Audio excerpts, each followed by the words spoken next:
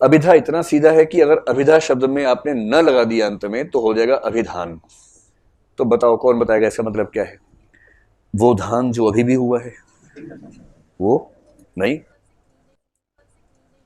क्या बात है, सीधेपन से कही गई बात, वेरी गुड।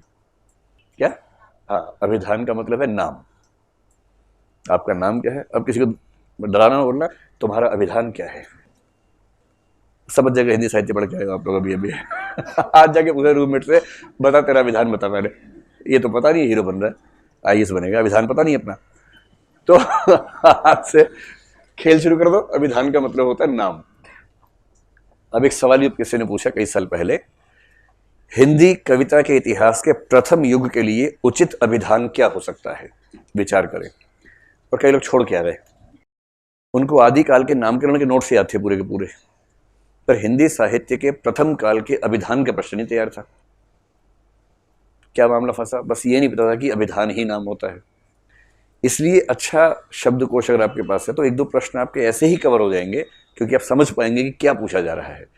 तो याद रखना है, अभिधान का मतलब नाम। लक्षणा और व्यंजना में थोड़ा सा टेढ़ापन आ जाता है बात कहने में।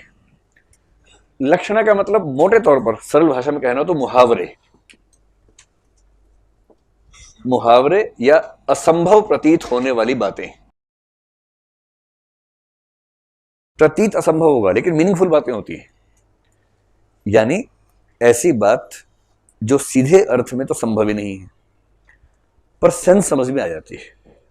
जैसे नाकों चने चबाना, ट्राई करके देखिए। आज कुछ चने नाक में ठूंस लीजिए और उसे चबा के देखिए, आप थोड़ी देर में समझ जाएंगे ये संभव नहीं है भाई बड़ा मुश्किल काम है।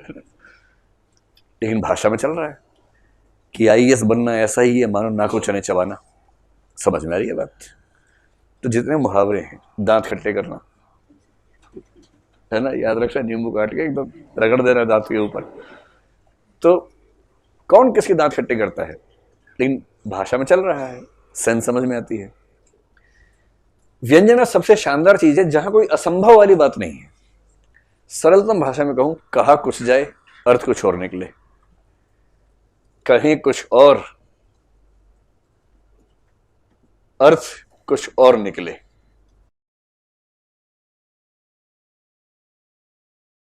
मतलब आप जो कहेंगे वो भी असंभव बात नहीं है, वो भी संभव बात है, लेकिन उसका अर्थ कुछ और निकल रहा है। कहने वाला भी जानता है, सुनने वाला भी जानता है। इसका सरलतम उदाहरण ये है कि क्लास का टाइम होता है 2:15 तक। मान लीजिए कि एक दिन सामने घड़ी खराब हो जाए और बज गए हैं 2:30 और मुझे लग रहा है कि 12:30 बजे अभी, और मैं इस फॉर्म में हूँ कि 2 घंटे और पढ़ाना है। आप में खुसर खुसर चल रही है कि ये तो पगला गया है, पता नहीं कितना पढ़ाएगा आज ये तो बोरा गया है, कब तक पढ़ाएगा पता नहीं। सब घड़ी देख रहे हैं, मोबाइल दिखा रहे हैं एक दूसरे को, देख टाइम दे रखा था वहां पर, कैसे कैसे मैनेज करें। तो फिर आप सब में से एक नायक उठेगा या नायिका, जो भी दबंग है, वो उठ के इतना बोलेंगे, सर 2:30 बज गए। ऐसा बोलेंगे ना भाई, समाज की रक्षा के लिए तो करना पड़ता है सब। सर 2:30 बज गए।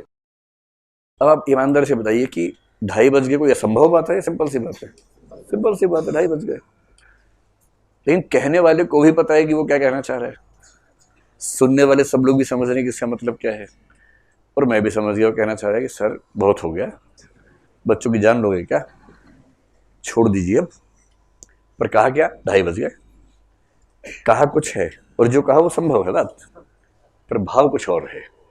तो व्यंग्य का मजा वहां है जहां कहने वाला कहे कुछ और अर्थ उसका दूर दूर तक अलग अलग निकले और सामने